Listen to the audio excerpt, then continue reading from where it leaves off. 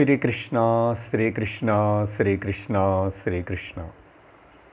गुरुर्ब्रह्मा गुरुर्विष्णुः गुरुर्देवो महेश्वरः गुरुः साक्षात् परं ब्रह्म तस्मै श्री गुरवे नमः।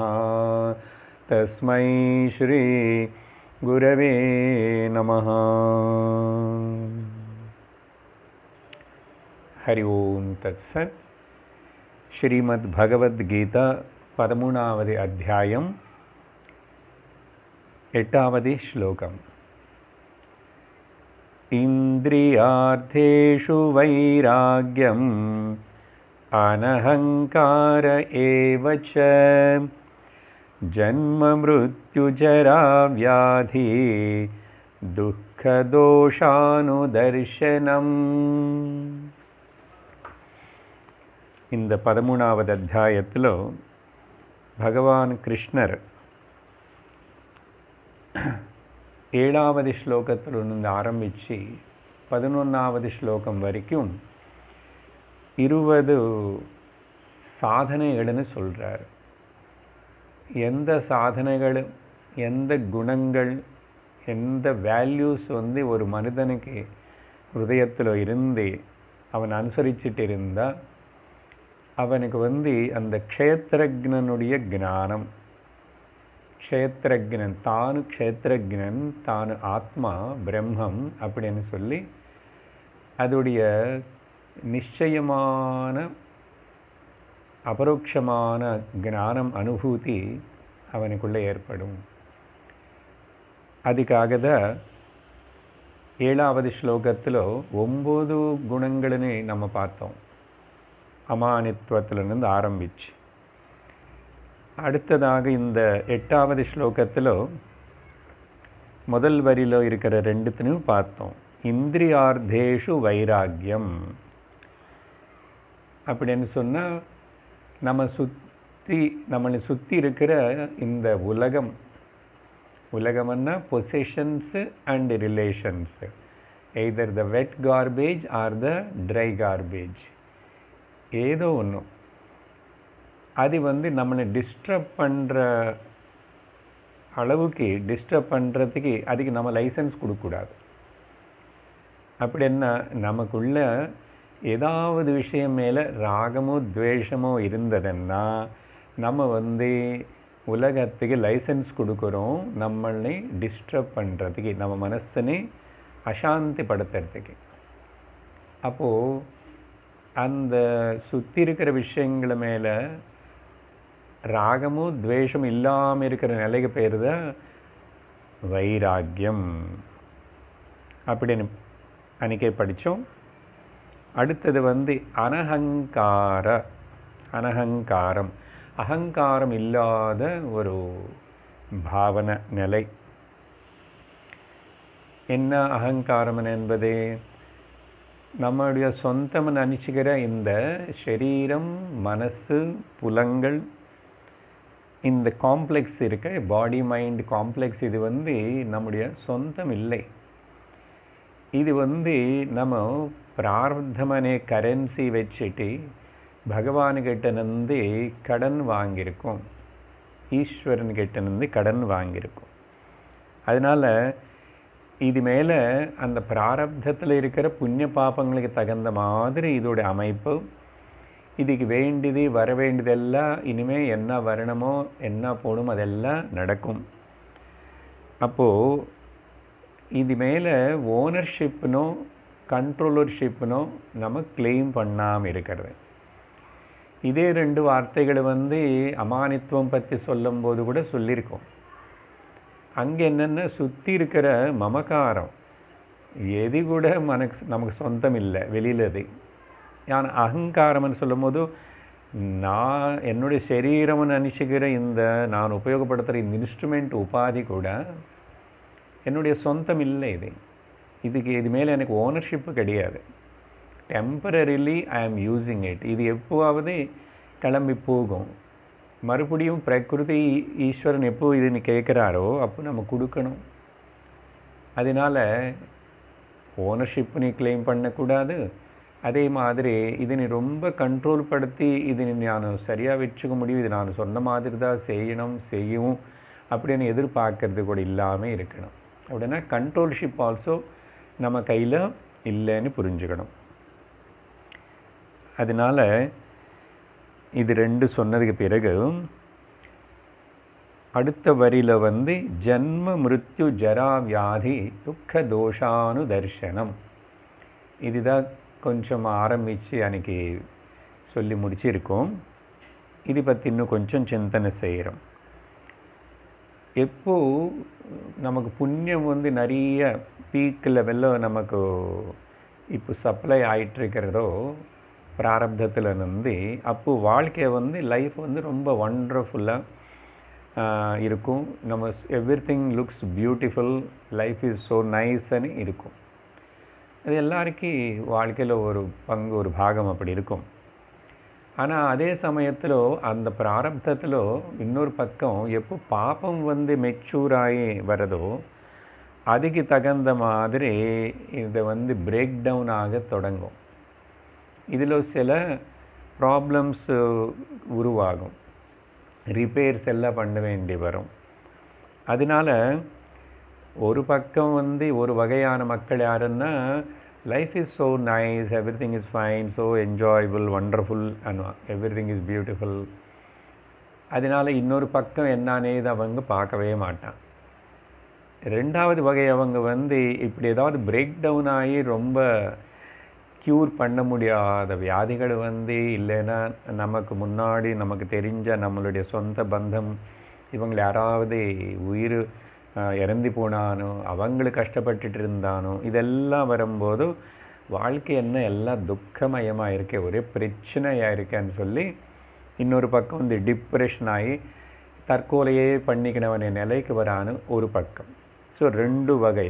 ஆனால் பகவான் கிருஷ்ணர் சொல்கிறாரு இந்த 2 பேர் இப்படி நினைக்கிறது 2 எக்ஸ்ட்ரீம்ஸ். இது ரெண்டுமே தப்பு.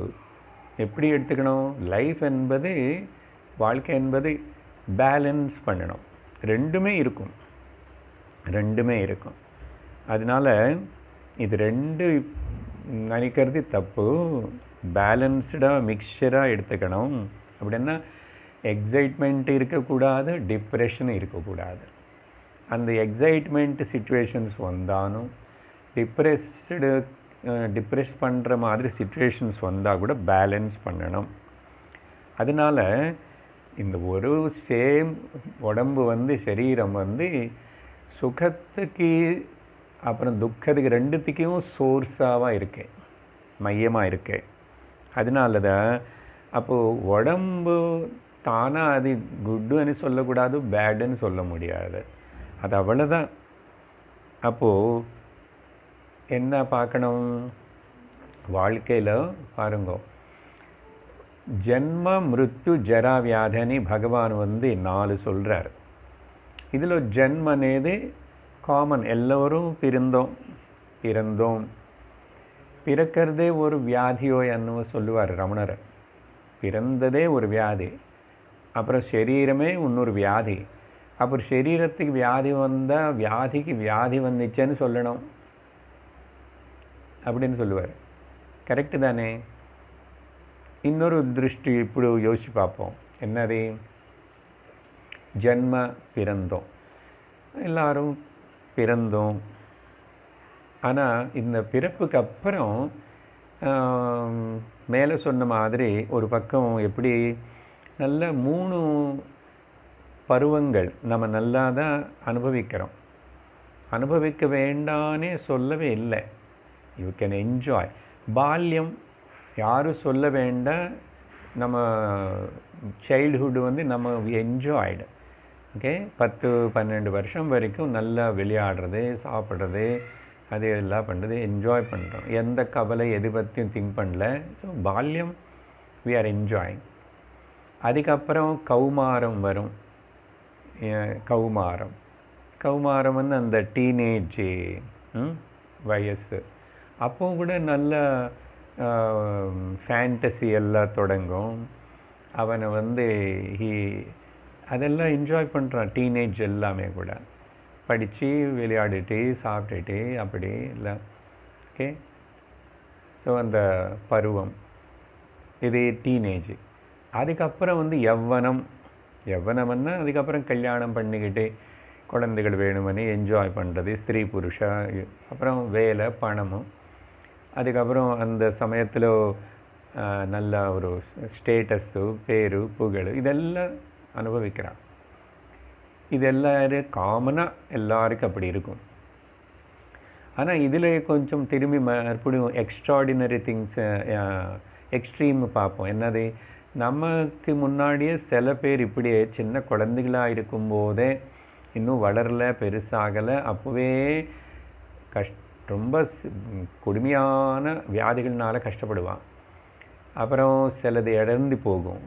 இப்படியெல்லாம் கூட பார்க்குறோம். ஆனால் பொதுவாக மெஜாரிட்டிக்கு வந்து அந்த பால்யம், கௌமாரம், யவ்வனம் இது வரைக்கும் இருக்கும்போது நல்லா இருக்குல்ல, என்ஜாய் பண்ண இல்லை. ஆனால் ஞாபகம் வச்சுக்கோ, அதுக்கப்புறம் இன்னும் 3 ஸ்டேஜஸ் இருக்கு. அது வரும். அது வருது ஏற்றுக்கிறதுக்கு தயாராக இருக்கணும். B prepared. அங்கே அது முன்னாடியே தெரிஞ்சு வச்சுக்கணும். என்ன அடுத்த 3 வரும்? ஜரா, வியாதி, மரணம் கூட எல்லோருக்கும் இருக்கு. வியாதி வராமல் கூட மரணிப்பான். அப்புறம் எவ்வளோ நாளாக இருந்தாலும் ஒருத்தனும் 100 வயசு 105 வயசு வாழ்ந்தாலும் இறந்து போகணும் அதுக்கப்புறம். சரியா? ஸோ மரணம் கூட காமன் தான். சரி, மொத்தத்தில் மரணம்னா நமக்கு பயம் இருக்கு. பிறக்கும்போது பிறப்புன்னு ஏற்றுக்கிறோம், மரணத்தின்னு ஏற்றுக்கிறது இல்லை. அதனால் இந்த 3 ஒரு பக்கம் வைப்போம். ஜரா, ஓல்டேஜு, மூப்பு வரும், அப்புறம் வியாதி வரும், அப்புறம் மரணம் ஏற்படும். இது சகஜம்தான். அப்போது இது 3 இன்னொரு பக்கம் இதில் துக்கம் இருக்கு. The second half is looks like a tragedy, sorrow. அது முன்னாடி நினச்சாவே பயமாக இருக்கு. ஆனால் அது முன்னாடி நினச்சிக்கோ, தெரிஞ்சுக்கோ. ஆனால் பயப்படுறதுக்கு ஒன்றும் இல்லை. அது சகஜம். அது அப்படியே சகஜம் అని சொல்லிட்டு முன்னாடியே தெரிஞ்சுக்கிட்டு ப்ரிப்பேர் ஆகிருந்து அது எப்படி போகுமோ போகட்டும். அப்போது முன்னாடியே தெரிஞ்சுக்கிறதுனே தான் இங்கே வந்து அந்த ஜரா, வியாதி, மரணத்தில் மிருத்து, ஜென்ம மிருத்து, ஜரா, வியாதி பிறக்கிறது கூட ஒரு பெரிய சஃபரிங் தான். ஒழுங்காக பிறந்து வெளியில் வரணும். அந்த ஜென்மம் கொடுக்கும்போது அம்மாவுக்கு எவ்வளோ கஷ்டம். சரி, ஜரா, வியாதி, மிருத்யு இதில் இருக்கிற துக்கமான ஒரு தோஷம் இருக்கு பாரு. துக்கம் இருக்குது இதில். ஸோ 50% லைஃப் இஸ் ஹாப்பி, சுகமாக இருந்தால் 50% துக்கமாக இருக்குது. ஸோ இந்த பெயிர்ஸ் ஆஃப் ஆப்போசிட்ஸ் இப்படி தான் இந்த 2 சேர்ந்து தான் மொத்தம் வாழ்க்கை అనేదే அமைஞ்சிருக்குன்னு சொல்லி தெரிஞ்சுக்கிட்டா என்னாகும்? அந்த தோஷத்தினை தரிசிக்கிறதுனால நீ வந்து அப்போ இந்த உடம்பனேது இது இப்படி தான். அதனால் இதுக்கு ஆயுஷ் எவ்வளோ అనేది யாருக்கும் தெரியாது. இருக்கிற கொஞ்சம் ஆயுஷ்குள்ளேயே இவ்வளவு 3 பங்கு இப்படி இருக்கே, ஒரு 3 பங்கு அப்படி இருக்கே. இதோட இந்த சரீரத்துடைய பிரயோஜனம் என்ன அப்படின்னு சொல்லி தத்துவஜானம், தன்னுடைய ஸ்வரூபத்தினை தெரிஞ்சுக்கிறதுக்கு இது உபயோகப்படுத்துறதுக்கு ஆத்ம ஜானத்திலோ ஆத்தியாத்மிக வாழ்க்கையில் இது ஈடுபடுத்தணும். எந்த அளவுக்கு செய்ய முடியுமோ அப்படின்னு மறக்காமே நீ யவ்வனத்தில் இருக்கும்போதே குடும்பம் வாழ்க்கைன்னு ஒரு பக்கம் சுகம் அனுபவிச்சுட்டு இருக்கும்போதே இது ஞாபகம் வச்சுக்கிட்டு ப்ரிப்பேர்டாக அதிகரிக்கணும். இதுதான் சொல்கிறார் பகவான். ஆனால் இது வந்து ஒரு காலத்தில் நமக்கு முன்னாடி ஜெனரேஷன் எல்லாம் பார்த்தோம்னா ஜாயிண்ட் ஃபேமிலிஸ் இருக்கிறதுனால ரொம்ப சௌரியமாக இருந்தது. எந்த சௌரியம்? ஜாயிண்ட் ஃபேமிலியில் என்ன ஆகுன்னா குறைஞ்சி ஒரு 3 ஜெனரேஷன் சேர்ந்துருக்கும். அப்படின்னா நம்ம இருக்கோம்னு வச்சுக்கோங்க. நம்ம குழந்தைகள், நமக்கு கீழே சின்னவங்க எல்லோரும் இருக்கிறான். அப்புறம் நம்மளுடைய முன்னாடி ஜெனரேஷன் அம்மா, அப்பா, தாத்தா, பாட்டி இவங்க எல்லோரும் இருக்காங்க. எப்போ இவங்க எல்லோரும் சேர்ந்து வாழுறாங்களோ என்னாகும்? நம்மளும் அந்த பெரியோர்கள்னா வயசானதுக்கப்புறம் வர கஷ்டங்களும் சிரமம், அந்த வியாதிகளும், அவங்க எப்படி ஃபேஸ் பண்ணுறாங்க, எப்படி அப்படின்னு சொல்லிட்டு அது பார்க்கறதுனால, இன்டிமேட்டாக க்ளோஸாக இருந்து பார்க்கறதுனால நமக்கு வந்து ஒரு ப்ரிப்பரேஷன் அனுபவம் ப்ரிப்பேர் பண்ணிக்கிறது பார்த்ததுனால அப்படி ஒரு ரெடினஸோடு இருப்போம். அதே மாதிரி நம்ம குழந்தைகள் கூட தாத்தா பாட்டின்னா அது வயசாகிடுச்சுன்னா இப்படி இருப்பாங்களா, நடக்க முடியலையா, காது கேட்கறது இல்லையே, இப்படி எல்லாம் கஷ்டம் இருக்குது, அவங்களால அவங்களுக்கு சாரீரிக சக்தி, மானசிக சக்தி, பௌத்திக சக்தி எல்லாம் குறைஞ்சிருக்கு. இதெல்லாம் அந்த சின்ன குழந்தைகள் கூட பார்க்கும்போது என்ன ஆகும்னா தே ஆல்சோ கெட்ஸ் ப்ரிப்பேர்டு. அப்போது நம்ம அப்பா அம்மா தாத்தா பாட்டின்னு எப்படி ஜாக்கிரதையாக கேர் எடுத்துக்கிட்டு பார்க்குறாங்களோ செய்கிறாங்களோ அதையும் பார்த்ததுனால நம்ம குழந்தைகள் பெருசாகி நமக்கு வயசானதுக்கப்புறம் அவங்களும் அப்படி இது அதுதான் ஜாயிண்ட் ஃபேமிலி இருக்கும்போது பார்க்கணும், தெரியணும். ஆனால் இப்போது அந்த வாய்ப்பே இல்லாதனால அந்த திடீர்னு அப்படி ஏதாவது ஆகும்போதோ நடக்கும்போதோ பணம் இருந்தால் மட்டும் ஒன்றும் சமாளிச்சுக்க முடியாமல் மனசு உடஞ்சி போய் எமோஷ்னல் பிரேக் டவுன் ஆகும், எமோஷ்னல் டிபெண்டன்சி வர்றது. ஸோ இதுதான் பகவான் இங்கே அது பார்க்கணும். இந்த பார்க்கறது అనేది லைஃப்னு 2 சைட்ஸ் ஆஃப் தி காயின் மாதிரி கரெக்டாக இது பேலன்ஸ் பண்ணி பார்க்கணும், அது செய்யணுமன்றார். அதோட நம்ம அந்த 8வது ஸ்லோகத்தில் முடித்தோம். அடுத்தது 9வது ஸ்லோகம். அசக்திரனபிஷ்வங்கः புத்ரதாரகృహాதிஷு நித்யம் ச சமசித்தத்வம் இஷ்டானிஷ்டோபபத்திஷு. இந்த 9வது ஸ்லோகத்தில் முதல் அசக்திஹி, ஆசக்தி அட்டாச்மெண்ட் இல்லாமல் இருக்கிறது. இது பல இடத்துல பல வாட்டி சொல்லிகிட்டே இருக்கிறது. அதனால தான் நம்ம சரீரம் மேலே கூட நமக்கு அட்டாச்மெண்ட் இருக்கக்கூடாது, அபிமானம் இருக்கக்கூடாது. இதுக்கு சுற்றி இருக்கிற இது மேலேயும் அட்டாச்மெண்ட் இருக்கக்கூடாது. அப்படின்னா எது மேலே கூட எமோஷ்னலாக டிபெண்ட் ஆகாமல் இருக்கிற அந்த நிலைக்கு பேர் தான் அசக்தி. சக்தி இல்லை ஆசக்தி, பற்று. அசக்தின்னா அந்த பற்று இல்லாமல் இருக்கிறதுன்னு அர்த்தம். ஓகே, என்ன அப்போது அந்த மென்டல் ப்ரிப்பரேஷன் வர காலத்தில் ஃப்யூச்சரில் வர செப்பரேஷன்னு ஏற்றுக்கிறதுக்கு வேண்டிய மென்டல் ப்ரிப்பரேஷனுக்கு பேர் அசக்தி. எது மேலே கூட மென்டல் ப்ரிப்பரேஷன் இது செப்பரேட்டாகி போகும். நான் நினைக்கிற என்ன சரீரமும் போகும், என்னுடைய சரீரத்தோட அழகு போகும், எல்லாமே இந்திரியங்களோட சக்தி குறையும் போகும். அப்புறம் சுற்றி இருக்கிற எல்லோரும் கூட இப்படி தான் நடக்கும். அதே மாதிரி நாம் யூஸ் பண்ணுற வஸ்துகள் அதெல்லாம் கூட நாசனமாகும். அதனால் எது மேலேயும் இது சாஸ்வதமான பாவம் வச்சுக்கிட்டு ஆசக்தியோடு இருக்காது அப்படின்னு சொல்லி ப்ரிப்பேர்டாக இருக்கணும். இது செப்பரேட் ஆகும், கண்டிப்பாக ஆகும். முன்னும் பின்ன யார் என்ன అనేది. அப்போது நம்ம ரெடியாக இருந்தோம்னா எமோஷ்னல்லி அந்த அளவுக்கு நம்ம அப்செட் ஆக மாட்டோம். அதுதான் சொல்கிறோம், ஃபிசிக்கல்லி டிபெண்ட் ஆகிறது అనేది எல்லோருக்கும் அவசரம். ஏன்னா அது வேறு ஒருத்தருக்கு பண்ண வேண்டியிருக்கு. ஆனால் எமோஷ்னல்லி இவங்க இல்லைன்னு நான் எப்படி இருப்பேன், அவங்கள இறந்து போனால் நானும் இறந்து போன மாதிரி, அவங்களுக்கு கஷ்டப்பட்டால் நானும் கஷ்டப்படுற மாதிரி, அப்புறம் வாழ்க்கை எப்படி சமாளிப்பேன், எப்படி இருப்பேன்னு. இல்லை ஒருவேளை நானே முன்னாடி போனால் எனக்கு ஏதாவது ஆச்சுன்னா அப்புறம் அடுத்தவங்களை அவங்க எப்படி சமாளிக்க போகிறாங்கன்னு சும்மா கல்பனை பண்ணிக்கிட்டு நினைக்கிறது. என்ன ஆகணுமோ இப்போ அவங்க கஷ்டப்பட வேண்டியதாக இருந்தால் கஷ்டப்படுவாங்க, இல்லை சமாளிச்சுக்கிட்டு அவங்க பாட்டுக்கு அவங்க முன்னு போயிட்டுருப்பாங்க. அதனால் இந்த ரிலேஷன்ஷிப்ஸ் எல்லாமே கூட எதுக்கு வாழ்க்கையில் అనేది தெரிஞ்சுக்கணும். எந்த ரிலேஷன்ஷிப்பாவது ஆகட்டும். அதனால் ரிலேஷன்ஷிப்பே இருக்கக்கூடாதுன்னு சொல்லலை. யாரும் இல்லை ரிலேஷன்ஸ் நான் சன்னியாசின்னு சொன்னால் கூட என்னுடைய சரீரத்தோடு எனக்கு ரிலேஷன்ஷிப் இருக்கா இல்லையா? ஸோ என்னோடய சரீரத்தோடு சேர்ந்து என்னுடைய ரிலேஷன்ஷிப்பு சுற்றி இருக்கிற எல்லாம் எக்ஸ்டெண்ட் பண்ணால் எதுக்கு அப்படின்னு சொன்னால் இது எல்லாமே கூட நம்முடைய ஆத்தியாத்மிக உன்னதிக்கு உபயோகப்படணும் அப்படின்னு முதல்ல தெரிஞ்சுக்கணும். இந்த பாயிண்ட் மைண்டில் வச்சுக்கணும். என்னோடய ஆத்தியாத்மிக உன்னதிக்கு இந்த ரிலேஷன்ஷிப்ஸ் எல்லாம் கூட அது எனக்கு அனுகூலமாக இருக்கா பிரதிகூலமாக இருக்கா அதெல்லாம் கேட்காது. ஏன்னா உன்னுடைய கர்மத்துக்கு தகுந்த மாதிரி தான் அது எல்லாமே சப்ளை செய்யப்பட்டது. அப்போ உன்னுடைய கர்மத்தினை நீ தானே அனுபவித்து தீர்த்துக்கணும். அது பிராரப்த ரூபத்தில் வந்தது. அதனால் வரட்டும். இது எல்லாமே எனக்கு ஒரு பாடம். இந்த ஒரு அனுபவம் ஒரு பாடம் கற்றுக்கிறேன்.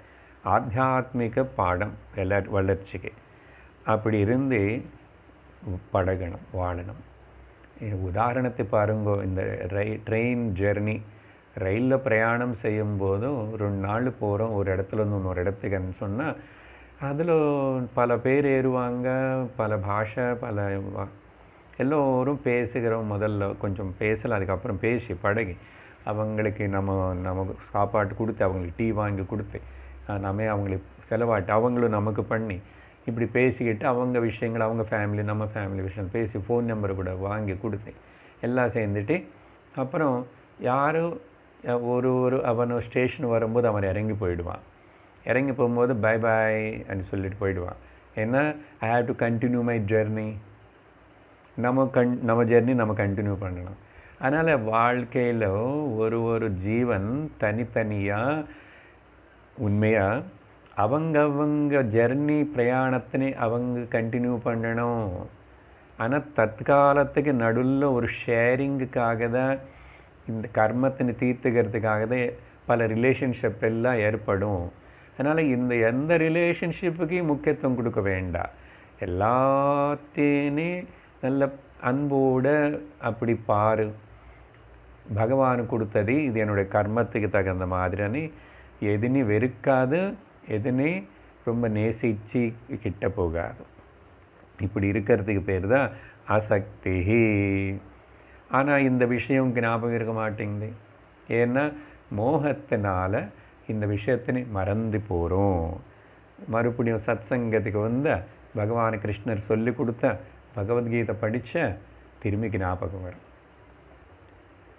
இதெல்லாம் ஒன்றும் புதுசாக எதுவுமே சொல்லலை. நம்மளை பற்றி தான், நம்ம வாழ்க்கையை பற்றி தான், நம்ம மனசு பற்றி தான் எல்லோருடைய இது is a common problem and common solution கூட கொடுக்கணும் இல்லையோ. அப்போது அதனால தான் இந்த மாதிரி முக்கியமாக இந்த ஆசக்தி అనేది நம்மளை சுற்றி இருக்கிற பாஹ்ய விஷயங்கள் மேலே இருக்கிற ஆசக்தி. அது நீ விட்டுடணும். அது நீ பர்மனெண்ட்டாக எடுத்துக்கூடாது. அதனால் எதுவுமே கூட இல்லை. பஜ கோவிந்தம் பஜ கோவிந்தம் கோவிந்தம் பஜ மூடமதே நளினி தல்லகத ஜலமதி தரளம் தத்வஜீவிதமதிசய சபலம் வித்தி வியாத்யபிமானகிரஸ்தம். வியாதி அபிமானகிரஸ்தம். இந்த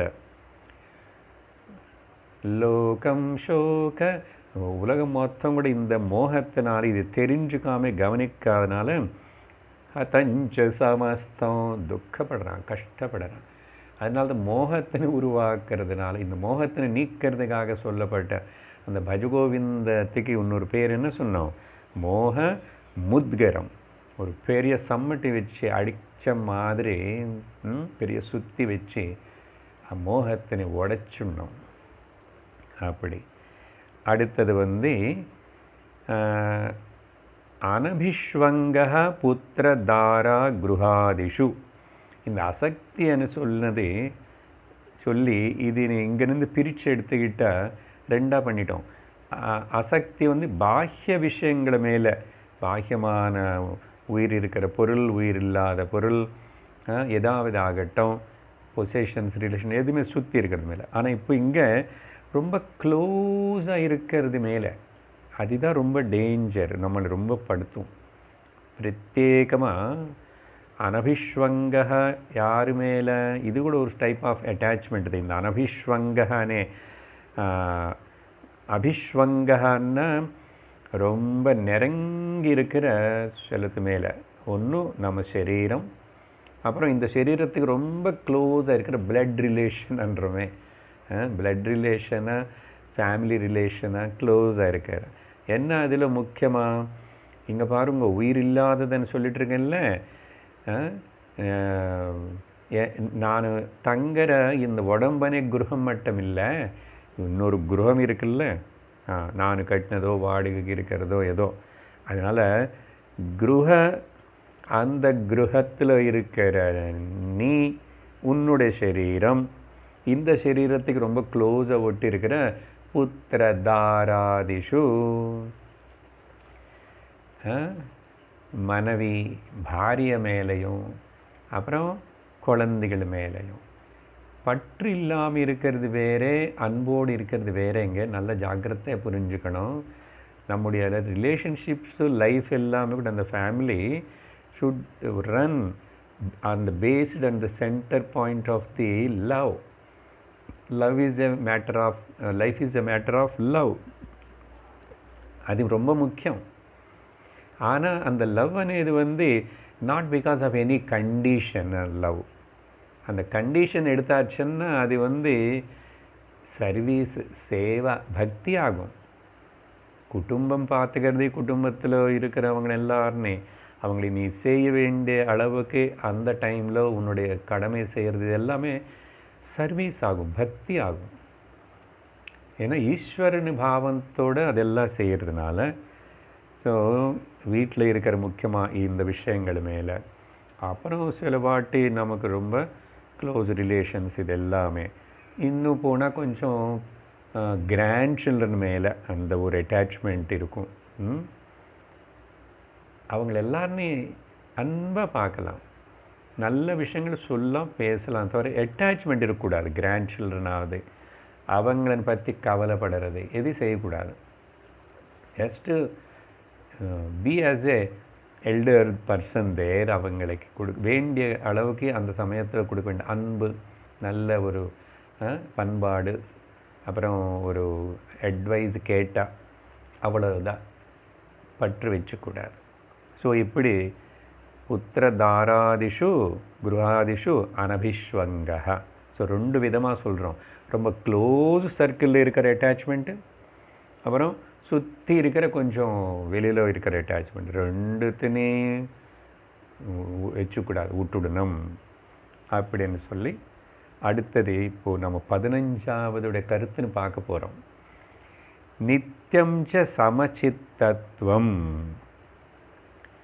நித்தியம் எப்பவுமே கூட சமச்சித்தத்தோடு இருக்கணுமா.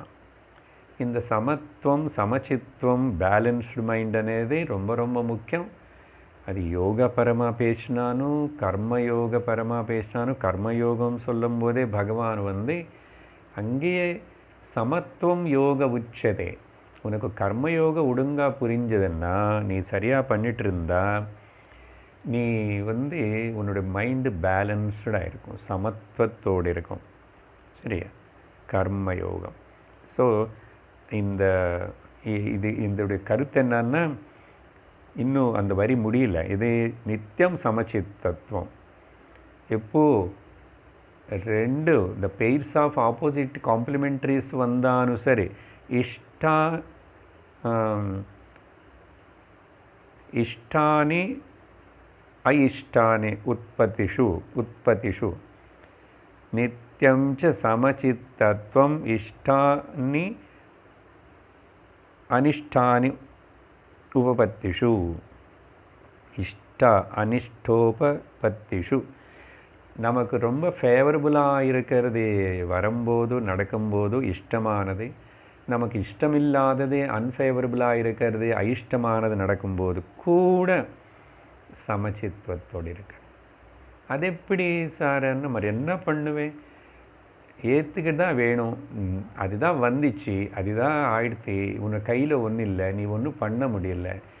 உன்னால் என்ன பண்ண முடியும்? ஜஸ்ட்டு அதை பார்த்துட்டே ஏற்றுக்கணும். யூ ஆக்ட் பண்ணும் அந்த சமயத்துக்கு, அவ்வளோதான். ஆனால் ரியாக்ட் ஆகாது. இப்போது சமத்துவம் இல்லாத நிலை என்னென்னா, instead of you responding and acting பண்ணுறதுக்கு பதிலாக நம்ம ரியாக்ட் ஆகிறோம் வாழ்க்கையில். அந்த ரியாக்ட் ஆகிறத பெரிய பாபம். There is no sin in action, but there is nothing but the sin in the reaction அன்வா. புரிஞ்சுதா? அதுதான் பகவான் இது பகவத்கீதா 3வது அத்தியாயத்தில் சொன்ன விஷயத்தினே ஒரு வரியில் வச்சுட்டார். ஓகே, இந்த சாதனை என்னன்னா 15வது கருத்து கர்மயோகத்துடைய எசன்ஸ்னு இங்கே கொண்டு வந்து சொல்கிறார். சரியா? ஏன்னா எப்போ ரியாக்ட் ஆகிற பழக்கம் இருக்கின்றதோ, எந்த மனசு ரியாக்ட் ஆகிற பழக்கத்தோடு இருக்கின்றதோ, அந்த ரியாக்டடு டிஸ்டர்ப் ஆகிற மைண்டு டிஸ்டர்ப் ஆன மனசு லெர்னிங் பண்ணுறதுக்கு ஃபிட்டு அர்ஹத்தை கிடையாது. It is not a fit for A learning instrument. என்ன லேர்ன் பண்ணணும்? வேதாந்தம் சாஸ்திரம் பற்றி இல்லை, அது அடுத்தபடி. அதில் நீ வாழ்க்கையில் நீ எதுவுமே உன்னோட அனுபவத்தில் கற்றுக்க மாட்டாய். ஆத்தியாத்மிக வாழ்க்கைன்னு என்ன, கர்மயோகம் என்ன, ஒரு அனுபவத்தில் ஒரு பாடம் கற்றுக்கிட்டு அதனால் முன்னு போகணும், ப்ரோக்ரெஸ் ஆகணும்.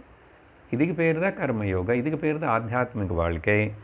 அப்படி செய்யலைன்னா அந்த வாழ்க்கையிலையும் நீ எதுவுமே கற்றுக்க மாட்டே. உனக்கு பார்த்தானும் தெரிஞ்சு கூட நீ கற்றுக்க மாட்டே. இப்போ ஒருத்தனும் நடந்து போகும்போது அங்கே சேறு இருக்க, தண்ணியை, மண், கிளே அதெல்லாம் அவனும் வலிக்கு கீழே விழுந்துட்டான். உடம்பு ட்ரெஸ் எல்லாம் அழுக்காகி போய் அப்படி ஆகி போய் சேர்ந்துருக்கவே முடியல.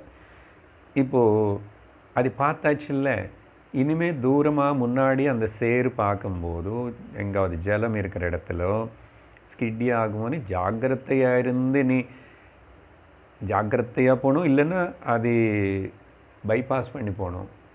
இல்லை நானும் போய் உளுந்து தான் அந்த அனுபவம் எனக்கு ஏற்பட்டாதான் எனக்கு புரியும்னு சொல்லுவியா? அப்படி சொல்லக்கூடாது இல்லையா? பார்த்தோம், அடுத்தவங்களை அனுபவிக்கிறது பார்க்குறோம், லோகத்தில் என்ன நடக்கிறதுன்னு பார்க்குறோம், கேட்குறோம், எல்லாம் தெரியும். அதனால் படிச்சுக்கணும்.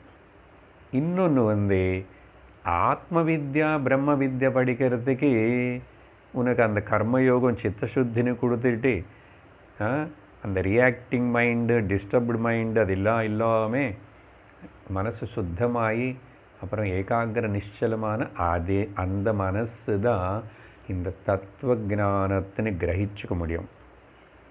தத்துவ ஞானத்தினை கிரகிச்சுக்க முடியும், நாட் அதர்வைஸ். அப்போது இதெல்லாம் இதுக்கு ஞானத்துடைய ப்ரிப்பரேஷனுக்கு அதுதான் கடைசி சொல்லுவார் 11வது ஸ்லோகத்தில். அதுக்காக தான் இதெல்லாம் சாதனங்கள் தானே. என்ன சாதிக்கணும்? கடைசியில் சாதிக்க வேண்டியதுன்ட்டு என்ன? ஸோ அதனால் பிரம்ம வித்யக்கு ஆத்ம ஞானத்துக்கு லாய்க்கு இல்லாத மனசாயிடும் அது. அதனால் அப்படி வேண்டாம்.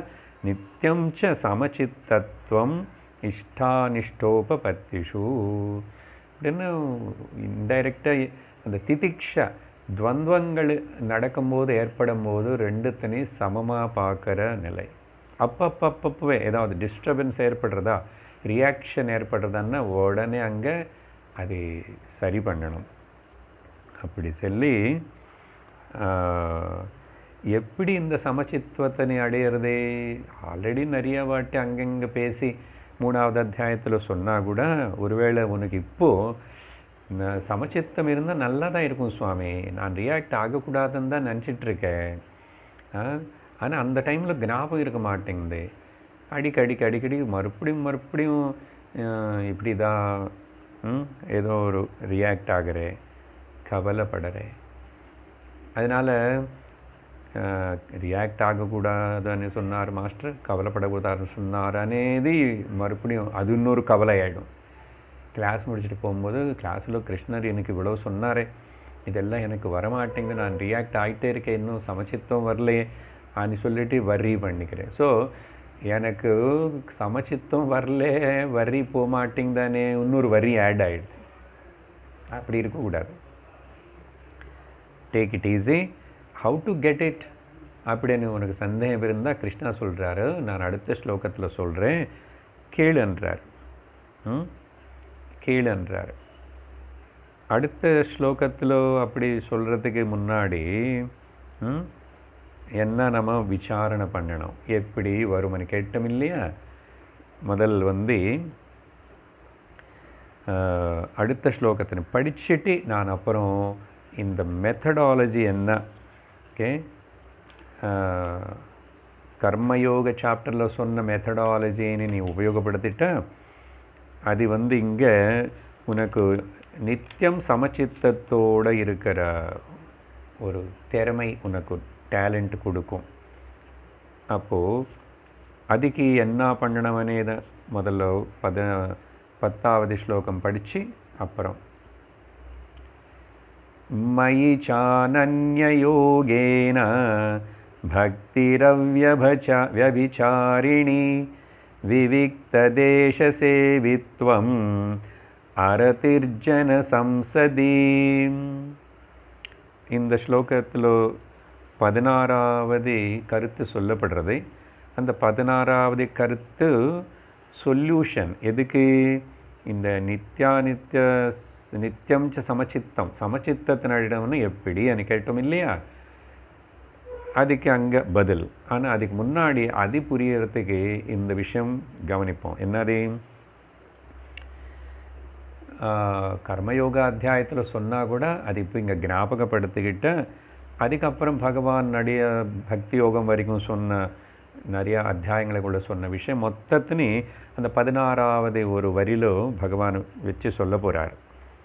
சகஜமாக நம்ம மனசு டிஸ்டர்ப் ஆகிறது அப்படின்னு சொன்னால் அதுக்கு 2 காரணம் இருக்குது. பலது இருக்கட்டும், நம்ம அதெல்லாம் சிந்தசைஸ் பண்ணி சுருக்கி 2ஆக செஞ்சுக்கிறோம். 2 காரணம் இருக்குது. ஒன்று கர்மனால், நம்ம செய்கிற வேலை கர்மா. ஏன்னா எல்லா கர்மா டிஸ்டர்ப் பண்ணுறதில்ல, ஆனால் டிஸ்டர்பன்ஸ் வருதுன்னு சொன்னால் கர்மனால் ஒரு காரணம். இப்படி கர்ம சிலது செய்யும்போது சிலது ப்ளெசண்ட் டியூட்டி, சிலது அன்பிளசண்ட் டியூட்டி. அப்படின்னா சிலது செய்ய பிடிக்கும், சிலது செய்ய பிடிக்காது. இந்த செய்ய பிடிக்காதனே அன்பிளசண்ட்டான டியூட்டி உனக்கு பிடிக்கல, ஆனால் நீ செய்யாமல் இருக்க முடியாது. சரியா? செய்யாமல் இருக்க முடியாது, there is no other choice. ஆனால் உனக்கு இஷ்டம் இல்லை. எனக்குன்னு சொல்லிக்கோங்க எல்லாரும், நான் இது செய்யாமல் இருக்க முடியாது, ஆனால் இது செய்கிறதுக்கு எனக்கு இஷ்டம் இல்லை. இப்படிப்பட்ட இஷ்டம் இல்லாமல் செய்ய வேண்டிய சூழ்நிலை வந்தபோது செய்கிற கர்மா நம்ம மனசனை டிஸ்டர்ப் பண்ணும். ஸோ மனசோட டிஸ்டர்பன்ஸுக்கு ஒரு காரணம். இதெல்லாம் சிந்திச்சணும், உட்காந்து கவனித்து சிந்திச்சு எதெல்லாம் ஏதாவது செய்யும்போது இது செய்யாமல் இருக்க முடியாது, என்னால் செஞ்சு தான் ஆகணும். எனக்காகவோ அடுத்தவங்களுக்காகவோ பக்கத்தில் இருக்கிறவங்க செய்யும்போது, ஆனால் இது எனக்கு பிடிக்கல, மனசில் அப்படிப்பட்ட ஒரு டக் ஆஃப் வார் வரும். அப்போ சிந்திச்சா தெரியும். அப்போ அதுக்கு என்ன சொல்யூஷன்னு சொல்லுவோம். ஸோ முதல்ல இந்த மாதிரி நான் ரியாக்ட் ஆகி டிஸ்டர்ப் ஆகிறதுக்கு இப்படிப்பட்ட எனக்கு பிடிக்காதது செய்ய வேண்டியது வந்ததே, என்னை தலையெழுத்து, எனக்கே இப்படின்னு சொல்லுவோம். அது 2வது காரணம் அந்த கர்மம் கொடுக்குற பலத்தினால டிஸ்டர்பன்ஸு. எல்லா கர்மம் ஒரு பலன் கொடுக்கும் இல்லையா, உனக்கு பிடிச்சதாவது பிடிக்காதாவது it give some result. Every action is bound to give some reaction. அந்த ரியாக்ஷனு பேர் பலம். அப்போது அந்த பலம் கூட அன்பிளசண்ட் பலம், ப்ளசண்ட் பலம். ப்ளசண்ட்னா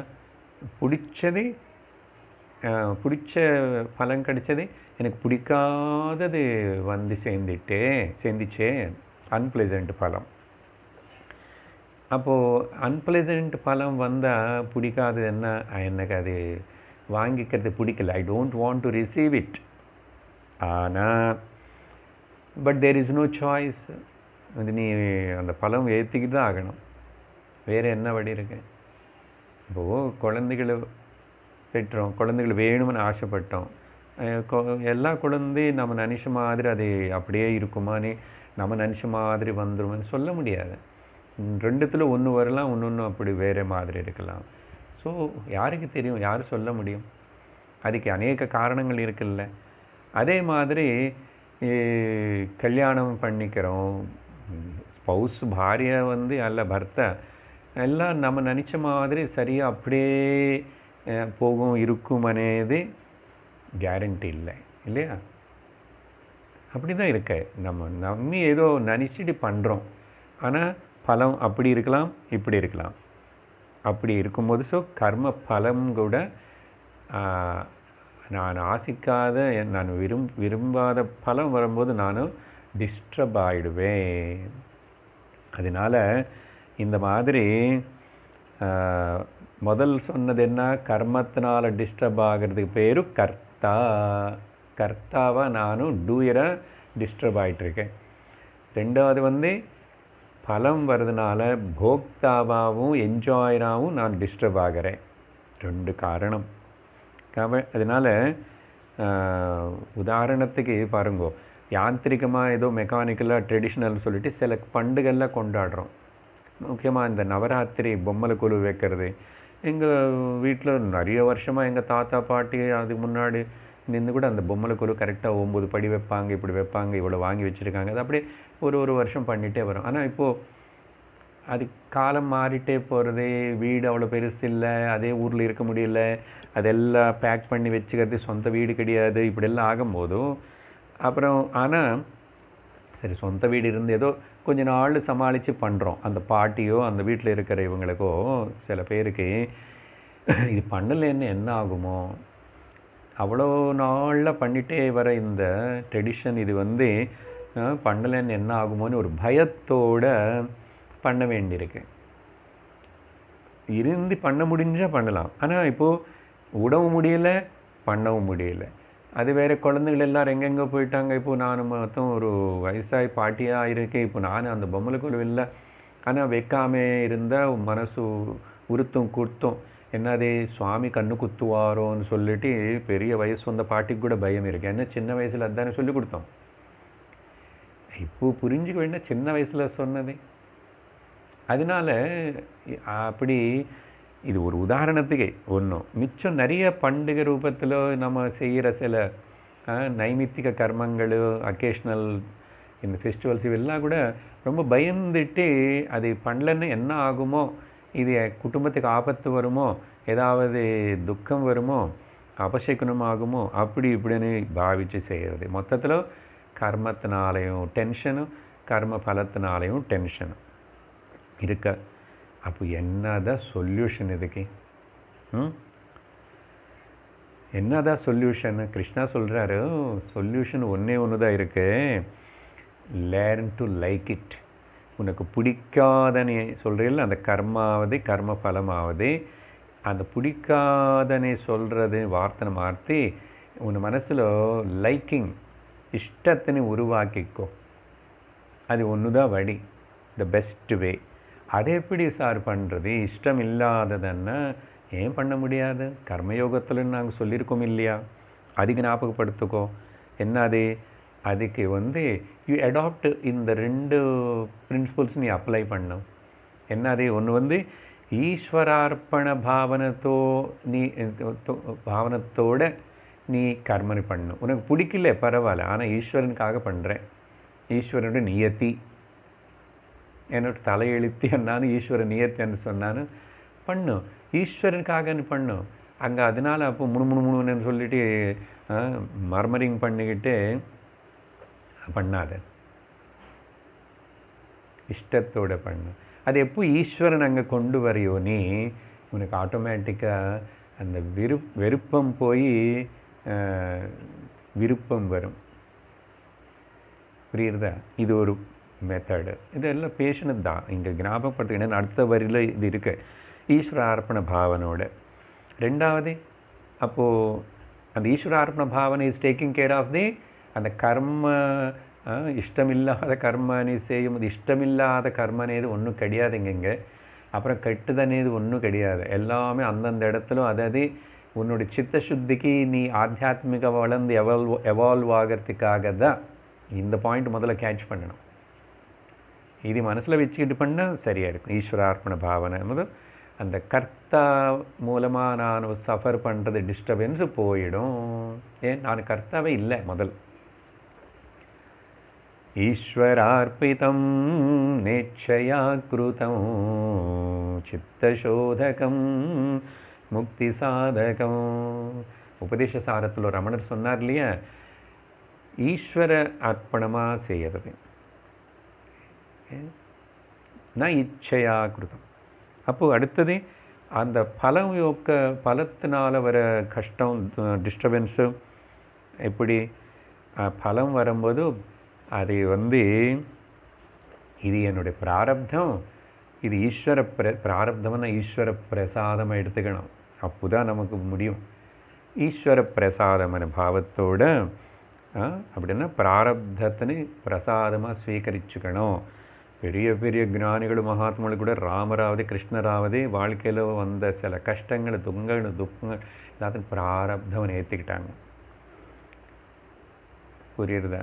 இது ஸ்வீகரிக்கலைன்னா என்னன்னா கவனித்து பாருங்கோ, வாழ்க்கையில் மோஸ்ட் ஆஃப் நம்முடைய எக்ஸ்பெக்டேஷன்ஸு, நம்மளுடைய ஆகாங்ஷை, எதிர்பார்ப்புகள் எல்லாம் மேக்ஸிமம் ஃபெயில் ஆகும். எல்லாம் ஃபெயில் ஆகும்னு சொல்லலை, மேக்ஸிமம் அப்படி இப்படி போகிறது, தலை மேலே நின்று போகும் இல்லையா? நம்ம கல்யாணம் பற்றி நினைக்கிறோம், அது 100% அப்படி பொருத்தமாக எல்லாம் 100% அப்படி இருந்தால் வளரும். இல்லை 50-50 தான், அப்படி இப்படி இருக்கும். அப்புறம் குழந்தைகள் எப்படி 100% நம்ம மாதிரி நம்ம நினச்ச மாதிரி இங்கே நினைக்கிறதுலையே அப்பா ஒன்று நினைக்கிறான், அம்மா ஒன்று நினைக்கிறான். இப்போ அங்கே தகராறாயிடுச்சு. அப்புறம் இவன் இன்னொரு விதமாக வருவான். எப்படி சொல்கிறது? அப்படிதான். அதனால் எக்ஸ்பெக்டேஷன் ரொம்ப டூ மச்சை வச்சுக்காத. அப்புறம் மோஸ்ட் ஆஃப் த எக்ஸ்பெக்டேஷன்ஸ் இதே மாதிரி தான். அதுக்கப்புறம் இல்லாஸு, உன்னோட ஆஃபீஸு, பாஸு, ரிலேஷன்ஸு எல்லாமே கூட நாம் எக்ஸ்பெக்ட் பண்ணுற மாதிரி இருக்கவே இருக்காது. ஷோன்னு இருக்கும். மேக்ஸிமம் எக்ஸ்பெக்டேஷன்ஸ் ராங்காக போகும். அப்போது என்னது வழி? இது தவிர ஸோ ஈஸ்வர பிரசாத பாவத்தோடு இருக்கும். இந்த விஷயந்தான் இந்த 16வது கருத்து 10வது ஸ்லோகத்தில் என்ன சொல்கிறாரு? மயி அனன்ய யோகேன அவ்யபிசாரிணி பக்தினால. இது ஒரே கருத்து தான். என்ன மேலே என்றார் பகவான், ஈஸ்வரனு பகவான் கிருஷ்ணர் பேசுகிறாரு. அனன்ய யோகேனா ரொம்ப உறுதியோட, கமிட்மெண்ட்டோட, ஸ்ரத்தையோட, பக்தியோட, அனன்ய யோகேன பக்தினால, அவ்யபிசாரிணி பக்தினால, பக்தினை வச்சுக்கிட்டு இது இருக்கணும். அப்போது பக்தி అనేది ஞானத்துக்கு பாருங்கள் எவ்வளோ முக்கியமாக இருக்கு. பக்தன்னா இதுதான் மேலே சொன்ன இந்த கர்மயோக ஃபிலாசபி எல்லாமே சரண்டர். நான் இல்லை எல்லாம் நீதான்னு சொல்லி பகவான்னு சொல்லிட்டு ஓகே. அப்போது அந்த மாதிரி சிரிச்சிட்டே எல்லாம் செய்யணும். அந்த சிரிச்சிட்டே எல்லாம் ஸ்வீகரிச்சுக்கணும். Happily do it, happily accept it. So அனன்ய யோகினா அவ்யபிசாரிணி பக்தன்னா பக்தி ஸ்திரமான பக்தி. விபிச்சாரன்னு ஆக்சுவலி டிபேச்சரிங்கன்னு அர்த்தம். ஒரு புருஷன் ஒரு ஸ்திரீ கூட தானே வர்த்தையாக இருக்கணும், ஒரு ஸ்திரீ ஒரு வர்த்தை கூட தான் பாரியாக இருக்கணும். அப்படி இல்லாமல் பரஸ்திரீ புருஷன் யோசித்து அவங்கள கூட போனால் அதிக பேர் வியபிச்சாரம் டிபேச்சரிங். ஸோ பக்தி கிட்ட அந்த மாதிரி வார்த்தை சொல்கிறாருன்னா பகவான் பக்தி விஷயத்தில் கூட இல்லைன்னு என்னாகும், நமக்கு ஏதாவது கஷ்டம் வந்தாச்சுன்னாவே பகவானும் பக்தி பூஜா புஸ்தகம் எல்லாம் தூக்கி போட்டுடுவோம். கடவுள்னே மாற்றுறோம், ரூபத்தினை மாற்றுறோம், கோவில்னு மாற்றுறோம். தேவையில்லை அப்படி. அந்த கோவிலும் அந்த சுவாமி அந்த ரூபம் ஒன்றும் பண்ணல பாப்பம்.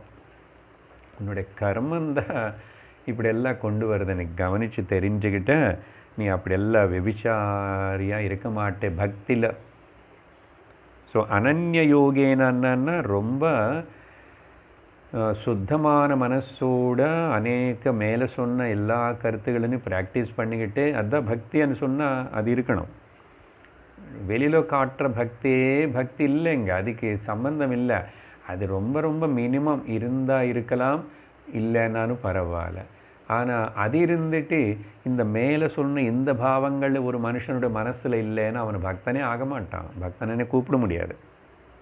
ஸோ மை அனன்யேன யோகேன அவ்யபிச்சாரிணி பக்தி மூலமாக இது மேலே சொன்ன டாப்பிக்கு அந்த சமச்சித்தம் கர்மயோக ஃபிலாசபி அதெல்லாம் அது கனெக்டடாக இருக்கு. 16வது கருத்து. அப்புறம் 17 விவிக்த தேச சேவித்துவம். இது யாரோ துறவிகளுக்கு சன்னியாசிகளுக்கு சொல்கிற மாதிரி எடுத்துக்கக்கூடாது. சங்கரர் பாஷ்யம் ஏதுன்னா அதில் வனத்தில் காட்டில் குகையில் அப்படி தீர்த்த க்ஷேத்திரத்தில் எங்கோ தனியாக இருக்கிறது. விவிக்த தேசனே அர்த்தம் லோன்லியாக இருக்கிற, சாலிட்யூடாக இருக்கிறது படகு. நீ இருக்கிற இடத்துலையே இருக்கிற ஊர்லேயே அந்த வீட்டிலையே அந்த வேலை செய்யும்போதே வாரத்தில் கொஞ்ச நாளாவது ஒரு நாளில் கொஞ்சம் மணி நேரமாவது தன்னந்தனியாக இரு. இந்த லோன்லியாக தன்னந்தனியாக இருக்கிறதுனேது நிறைய பேருக்கு பயம், நிறைய பேருக்கு பயம். ஏன்னா அவங்களோட உள்ள மனசுன்னு ஃபேஸ் பண்ணுறதுக்கே பயம். ஏன் அந்த மனசு ரொம்ப கல்பனா பயம் எல்லாத்தையும் உருவாக்கும். அப்புறம் தப்பு தப்பாக யோசிச்சுக்கும், ஏதாவது ஆகும். அதனால் நம்மளுடைய மனசுன்னு நம்ம ஃபேஸ் பண்ணுறதுக்கே பயம். இங்கே தன்னந்தனியாக இருக்கிறதுன்னா அங்கே பாருங்கோ, எதுவுமே எதுவுமே பிரத்யேகமாக பார்க்கக்கூடாது. எப்பவுமே கண்ணு மூடி இருக்கணும்னு அவசியம் இல்லை. அப்புறம் பார்க்கணும் பேப்பரு நியூஸு டிவி எல்லாம் பார்த்துக்கிட்டு நான் தனியாக இருக்கேன்னு சொல்லக்கூடாது. அது தன்னந்தனியாக இல்லை. அதெல்லாம் எதுக்கு பண்ணுறேன்னா அப்புறம் லோன்லியாக இருக்க யாரும் இல்லை வீட்டில், எல்லோரும் ஆஃபீஸுக்கு போயிட்டாங்க, எல்லோரும் ஊருக்கு போயிட்டாங்க, நல்லது. எப்போது அப்படி அவகாசம் வந்தால் யார் இல்லைன்னு இப்போ எனக்கு என்ன அப்படின்னு. அதனால் அந்த லோன்லினஸ் ஃபீல் பண்ணாமல் எலோனாக இருக்கணும். அந்த சாலிட்யூடு அதில் உனக்கு அப்போதான் நல்ல ஆத்தியாத்மிக சிந்தனை தியானம் மனனம் நிதித்தியாசனம் பண்ணுறதுக்கு உனக்கு நல்ல ஒரு வாய்ப்பு கிடைக்கும். என்ன நான் தனியாக இருந்து ஃபேஸ் பண்ண முடியலன்னா எப்படி தான் நான் ஆத்தியாத்மிக வளருவேன்? வெளியில் டிபெண்ட் ஆகிறதெல்லாம். அப்புறம் இந்த சாலிட்யூடும் அப்படி எலோன்னு சொன்னால் அதுக்கு அப்புறம் அதே பழகிட்டு அப்புறம் யாராவது 2 பேர் வந்தால் பேசணும், முக்கியமான ஏதோ வந்தால் சில பேருக்கு எலர்ஜியாக இருக்கும். அப்படியும் இருக்கக்கூடாது. அவசரம் வரும்போது தேவைப்படும் போது வேண்டிய அளவுக்கு விவகாரம் பண்ணும்போது பேசு பரவாயில்ல. ஆனால் அதே சமயத்தில் யார் இல்லையா, நானே யாரும் இல்லாமல் நானே தன்னந்தனியாக நானே எனக்குள்ளே நானே எனக்கு கூடவே இருக்கிறது, எதுவுமே பார்க்காம எந்த மியூசிக் ஈவன் சத்சங்கம் அது இது நல்லது கேட்காம அப்புறம் அது இது போட்டி பாட்டை பக்தி பாட்டு தான் போட்டு எதுவுமே இல்லாமல் எல்லா புலங்களையும் சைலன்ஸ் பண்ணு இரு. கொஞ்ச நேரமாவது கொஞ்சம் மணி நேரமாவது. அதுக்கு தான் மௌனம்னு சொன்னாங்க. இந்த மௌனமனு இது வாய் மூடுறது இருக்கிறது மட்டும் இல்லை, எல்லா இந்திரியங்களையும் அதுக்கு வேண்டியது ஸ்பெஷலாக எதுவுமே கொடுக்காம அப்படி சும்மா இருக்கட்டும். அது சும்மா இருக்கிறது ரொம்ப கஷ்டம், அது பழகணுன்றார். தமிழில் சொன்னால் சும்மா இருங்கன்னு தத்த விவிக்த தேச சேவித்துவம். அதனால் எந்த ஒரு மனசு அது கேட்கணும், இது பார்க்கணும், அது படிக்கணும், இதெல்லாம் இல்லாமல் என்ன சொல்லும் அந்த மாதிரி நமக்கு எதுவுமே இல்லாமல் என்னால் இருக்க முடியாது. செல்ஃபோனு, ஏதோ கம்ப்யூட்டர், டிவி, நியூஸ் பேப்பர் இல்லைன்னா சும்மா அப்படி போய் பால்கனியில் எட்டு அதெல்லாம் பார்க்கணும். அவங்க என்ன பேசுகிறான்னு கேட்கணும்.